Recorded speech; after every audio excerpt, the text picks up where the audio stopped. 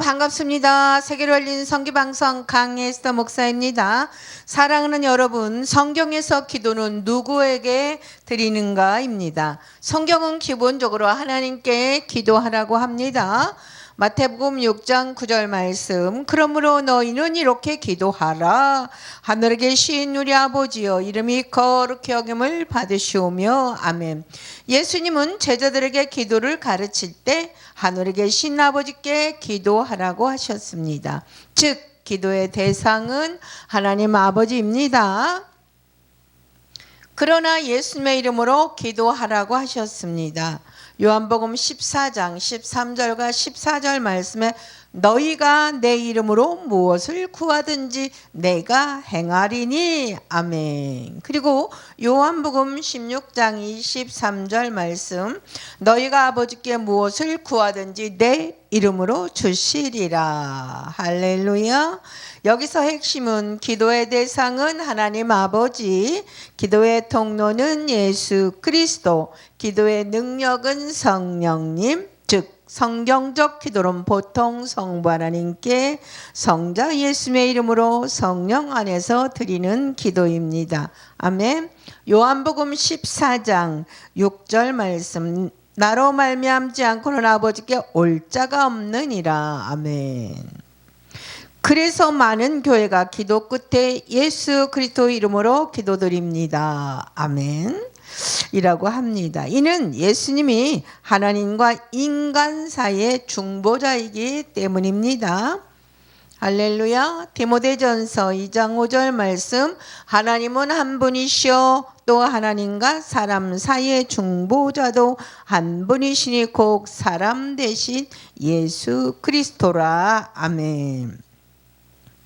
성경적으로 예수님의 이름으로 기도하라가 직접적인 표현입니다. 정통교회가 믿는 핵심은 예수님이 하나님의 아들이며 구주이신가를 보아야 합니다. 십자가와 부활을 믿는가, 성령을 하나님의 말씀으로 믿는가, 성경을 하나님의 말씀으로 믿는가입니다. 구원이 은혜로 주어진다고 믿는가, 예수님만이 중보자라고 믿는가, 이것이 더 중요합니다. 신약 성경은 예수님의 이름으로 기도할 것을 분명히 강조합니다. 따라서 중요한 것은 기도의 대상, 누구에게 기도를 하는가, 하나님께 무엇을 의지하는가, 예수님의 공로, 어떻게 드리는가, 성령 안에서. 성경적 기도는 하나님 아버지께 드리되 예수 그리스도의 이름으로 성령의 도우심 가운데 드리는 기도입니다. 할렐루야. 사랑하는 여러분, 여호와라는 이름은 무엇입니까? 여호와는 구약에서 하나님께서 자기 백성에게 알리신 언약의 이름입니다. 출애굽기 3장 14절과 15절 말씀에 하나님께서 모세에게 말씀하셨습니다. 나는 스스로 있는 자니라. 너는 이스라엘 자손에게 이같이 이르기를 스스로 있는 자가 나를 너희에게 보내셨다 하라. 아멘. 그리고 이어서 하나님은 조상들의 하나님으로 자신을 계시하시며 그 이름을 대대로 기억하게 하셨습니다. 여호와, 히브리어 하나님의 고유한 언약의 이름을 한국식으로 옮긴 표현입니다. 즉 창조주 하나님이 언약을 세우시는 하나님, 스스로 계신 하나님, 이스라엘을 구원하신 하나님을 나타내는 이름입니다. 어떤 분들이 여호와 이름을 강조하는 이유는 하나님의 고유 이름을 중요하게 생각하기 때문입니다. 또 어떤 분들은 하나님, 주님은 칭호이고 여호와는 실제 이름이라고 생각을 합니다. 예를 들면 대통령은 직책, 아버지는 관계 호칭, 이름은 개인 이름입니다. 이처럼 하나님은 호칭이고 여호와는 이름이라고 보면 이름을 직접 부르는 것이 더 정확하다고 생각을 합니다. 구약의 전통을 따르려는 이유입니다. 구약에서는 하나님의 이름이 자주 등장을 합니다. 시편 83편 18절 말씀, 여호와라 이름하는 주만 온 세계의 지존자로 알게 하소서. 이런 말씀을 보고 어떤 분들은 오늘날에도 여호와 이름을 직접 불러야 한다고 믿습니다. 제가 왜 이런 말씀을 전할까요? 3, 4, 5월 달에 오셔서 하나님의 말씀을 세계로 올린 선교방송에서 선포하신 목사님이 계속적으로 여호와 이름으로 기도합니다. 여호와만 경배하라. 계속 그런 말씀을 하셨고 신약의 예수님을 아주 모욕적으로 말씀을 하셨기 때문에 제가 이 말씀을 준비하게 되었습니다. 특정 교단의 교리의 영향일 수도 있습니다. 일부 종교 단체나 교파는 하나님의 참된 이름은 여호와이며 반드시 그 이름을 사용해야 한다고 강하게 가르칩니다. 그래서 기도할 때도 여호와 하나님 감사합니다, 여호와 이름으로 기도합니다, 이런 표현을 합니다. 그런데 신약 성경은 무엇을 강조합니까? 예수님 이후 신약에서는 기도의 중심 표현이 달라집니다. 예수의 이름으로 기도합니다. 예수님께서 친히 말씀하셨기 때문입니다. 요한복음 16장 23절 말씀, 너희가 아버지께 무엇을 구하든지 내 이름으로 주시리라. 성경적으로는 예수님의 이름을 직접적 표현이에요. 사도행전 4장 12절 말씀에 다른 이로서는 구원을 받을 수 없나니 우리를 구원할 다른 이름을 주신 일이 없음이라. 아멘. 신약은 하나님의 존재를 부정하지 않지만 예수 그리스도를 통해 하나님께 나아감을 강조합니다. 즉 구약에 여호와 하나님이 계시를 강조하시고 신약에서는 예수 그리스도를 통한 구원의 길을 강조합니다. 아멘. 왜 어떤 분들은 여전히 여호와 이름으로 기도를 할까요? 하나님을 더 경외하고 싶어서 하나님의 거룩한 이름을 직접 부르며 경건하게 기도하려는 마음일 수도 있습니다. 아니면 배운 전통 때문일 수도 있지요. 어려서부터 교회나 단체에서 그렇게 배웠기 때문일 수도 있습니다. 예수님보다 성부 하나님 이름을 더 강조하는 신학 때문일 수도 있겠지요. 삼위일체의 이해하기가 약하거나 성부 중심 신앙을 강조하는 경우도 있습니다. 성경적으로 균형 있게 보면 하나님 아버지와 예수님 분리된 다른 신이 아닙니다. 기독교 정통 신앙은 한 하나님 안에 성부, 성자, 성령을 믿습니다. 신약의 표준적 기도 방식은 아버지께 예수의 이름으로입니다. 구약시대 표현은 여호와여 우리를 구원하소서. 신약시대 표현은 하나님 아버지 예수 그리스도의 이름으로 기도합니다를 둘 다 하나님께 향하지만 구속사의 시대적 계시가 다릅니다. 사랑하는 여러분, 중요한 점은 여호와 이름보다 믿음의 내용이에요. 더 중요한 것은 예수님을 구주로 믿는가입니다. 복음을 믿는가, 성경을 바르게 따르는가, 하나님께 진심으로 기도하는가입니다. 결론은 어떤 분이 여호와 하나님 이름으로 기도하는 이유는 구약의 하나님의 이름을 중요하게 여기기 때문일 수 있습니다. 전통적으로 그렇게 배웠기 때문일 수 있습니다. 하나님의 고유 이름을 불러야 한다고 믿기 때문일 수 있습니다. 그러나 신약 성경은 하나님 아버지께 예수의 이름으로 기도하는 길을 더 분명히 보여주고 있습니다. 여호와 이름으로 기도하는 것은 하나님의 이름을 존중하려는 표현을 수는 있으나 신약의 중심은 예수 그리스도를 통해 아버지께 나아가는 기도입니다. 할렐루야. 사랑하는 여러분, 여호와의 이름이 예수의 이름으로 나타난 비밀입니다. 구약에서 하나님은 여호와라는 이름으로 자신을 알리셨습니다. 출애굽기 3장 15절 말씀에 너는 이스라엘 자손에게 이같이 이르기를 너희 조상의 하나님 여호와께서 나를 너에게 보내셨다 하라. 이는 나의 영원한 이름이요 대대로 기억할 나의 칭호니라. 아멘. 여기서 하나님 자신의 언약의 이름을 알려주셨습니다.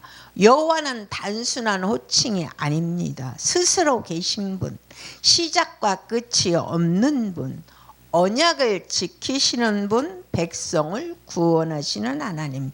이스라엘은 이 이름을 부르며 구원을 경험했습니다.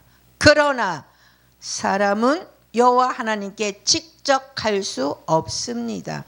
구약 시대에는 성막이 필요했습니다.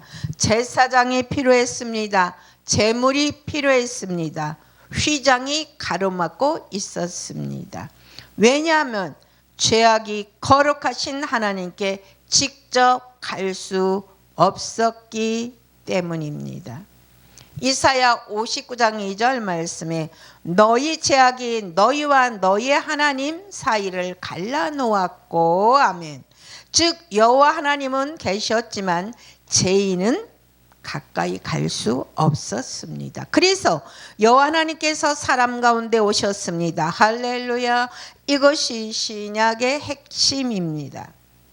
요한복음 1장 14절 말씀, 말씀이 육신이 되어 우리 가운데 거하심에 아멘. 보이지 않던 하나님께서 이제 보이는 예수로 육신을 입고 오셨습니다.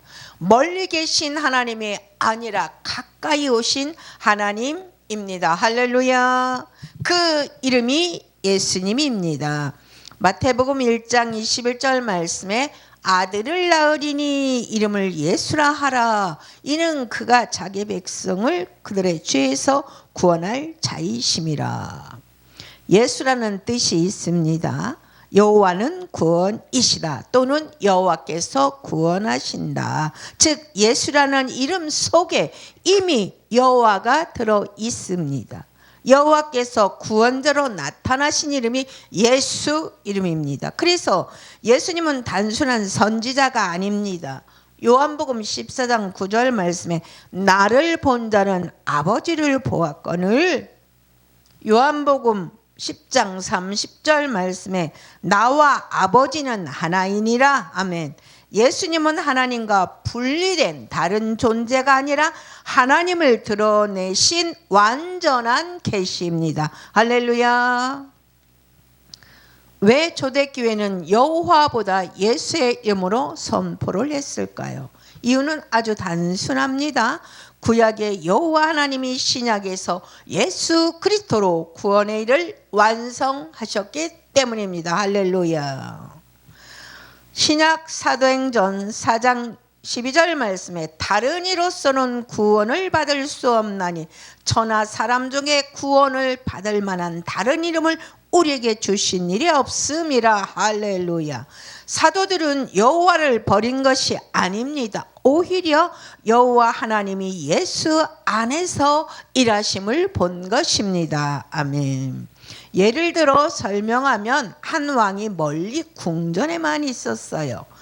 백성들은 두려워 가까이 갈 수가 없었습니다. 그런데 왕이 백성을 구하려고 직접 평면의 옷을 입고 마을로 내려왔습니다. 이제 백성은 왕을 만질 수 있고 말을 걸 수 있고 도움을 받을 수 있습니다.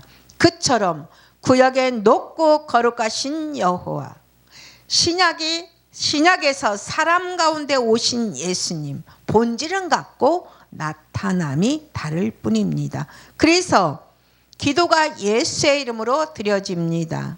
요한복음 16장 23절 말씀에 너희가 아버지께 무엇을 구하든지 내 이름으로 주시리라. 아멘. 예수님의 이름은 단순한 끝맺음의 문장이 아닙니다. 십자가의 공로, 제3의 권세, 하나님께 나아가는 문, 새 언약의 통로, 이 모든 권세가 담긴 이름이 예수입니다. 할렐루야. 오늘 우리에게 주는 메시지는 하나님은 멀리 계신 분이 아니에요. 하나님은 멀리 계신 이름이 아니에요. 예수 안에서 가까이 오신 사랑입니다. 여호와 하나님, 예수 그리스도께서 오셔서 병든 자를 만지시고 죄인을 용서하시고 십자가를 지시고 부활로 생명을 주셨습니다.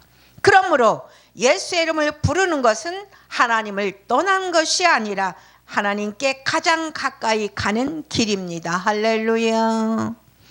구약의 여호와 이름과 신약의 예수의 이름은 경쟁 관계가 아닙니다. 여호와 하나님께서 예수 그리스도 안에서 자신을 구원자로 나타내신 것입니다. 할렐루야. 그러므로 초대교회는 예수의 이름을 외쳤고 오늘 교회도 예수의 이름으로 기도합니다. 핵심은 여호와는 약속하신 하나님 이름이고 예수는 그 약속을 이루러 오신 하나님의 구원입니다. 예수님이 곧 여호와 하나님을 증거하는 말씀들입니다. 사랑하는 여러분, 많은 사람들이 질문을 해요. 예수님은 하나님의 아들이신가요? 예수님은 선지자인가요? 예수님은 단지 위대한 스승인가요?를 질문을 합니다. 그러나 성경은 더 깊은 진리를 증거합니다. 예수님은 단순한 사람이 아니라 육신으로 나타나신 하나님이십니다. 구약의 여호와께서 신약에서 예수 그리스도로 나타나신 것입니다. 구원의 이름은 오직 여호와인데 신약은 예수라 말합니다. 이사야 43장 11절 말씀, 나는 여호와라, 나 외에 구원할 자가 없느니라. 아멘. 여호와 하나님은 분명히 말씀하셨습니다. 나 외에 구원자가 없다. 그러나 신약 사도행전 4장 12절에서는 다른 이로서는 구원을 받을 수 없나니 다른 이름을 주신 일이 없음이라. 아멘. 그 이름은 예수입니까? 예수입니다. 그 이름은 예수예요. 그 예수의 이름의 뜻이 무엇이라고 했어요? 구약에서 구원자는 여호와뿐이라 하셨는데 신약에서 구원은 예수뿐이라 선포됩니다. 결론은 분명합니다. 예수님은 여호와 하나님의 구원을 나타내심입니다. 할렐루야. 여호와께 무릎을 꿇는데 예수께 모든 무릎을 꿇습니다. 이사야 45장 23절 말씀에 내가 모든 무릎을 꿇겠고 모든 혀가 맹세하리라. 아멘. 여호와께서 하신 말씀입니다. 그러나 신약에서 빌립보서 2장 10절과 11절에 하늘에 있는 자들과 땅에 있는 자들과 땅 아래에 있는 자들로 모든 무릎을 예수의 이름에 꿇게 하시고 모든 입으로 예수 그리스도를 주라 시인하게 하셨느니라. 아멘.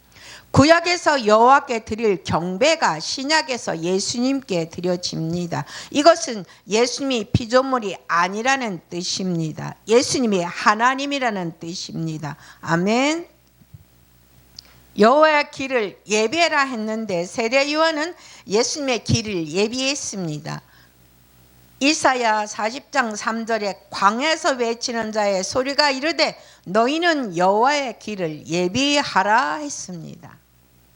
사랑하는 여러분, 신약에서는 마태복음 3장 1절과 3절에서 세례 요한이 광야에서 외치며 회개를 선포합니다. 그리고 이 말씀의 성취라고 기록합니다. 세례 요한이 여호와 길을, 누구의 길을? 여호와의 길을, 그 길이 누구의 길이에요? 예수의 길입니다. 즉 구약의 여호와 길이 신약에서 예수님의 길로 나타납니다. 아멘. 도마는 예수님을 하나님이라고 고백을 했습니다. 요한복음 20장 28절 말씀에 도마가 대답하여 이르되 나의 주님이시여 나의 하나님이시니이다. 도마는 예수님 앞에서 이렇게 고백을 했습니다. 나의 주님, 나의 하나님. 예수님은 이 고백을 꾸짖지 않으셨어요. 자,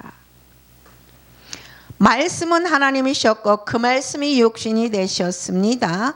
요한복음 1장 1절에 태초에 말씀이 계시니라. 말씀은 하나님이시라. 아멘.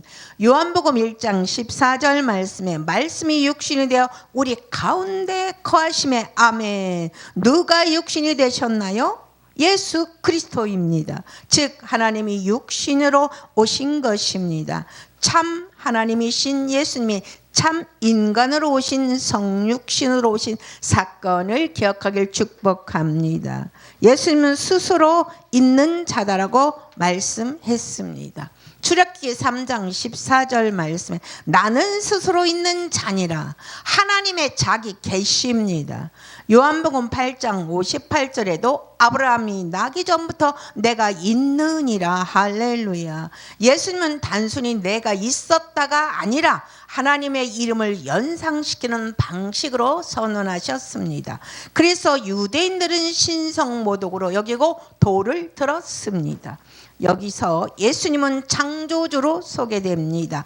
골로새서 1장 16절 말씀에 만물이 그에게서 창조되되 만물이 다 그로 말미암고 그를 위하여 창조되었고 아멘. 창조는 하나님만 하시는 일입니다. 그런데 만물이 예수님으로 말미암아 창조되었다고 합니다. 그러므로 예수님 피조물이 아니라 창조주이십니다. 왜 이것이 중요합니까? 만약 예수님이 단지 사람이라면 죄를 사할 수 없습니다. 온 세상 죄를 대신 질 수 없습니다. 영원한 생명을 줄 수 없습니다. 그러나 예수님이 하나님이기 때문에 십자가는 완전한 속죄가 되고 부활은 죽음을 이기며 믿는 자에게 영생을 주십니다. 할렐루야.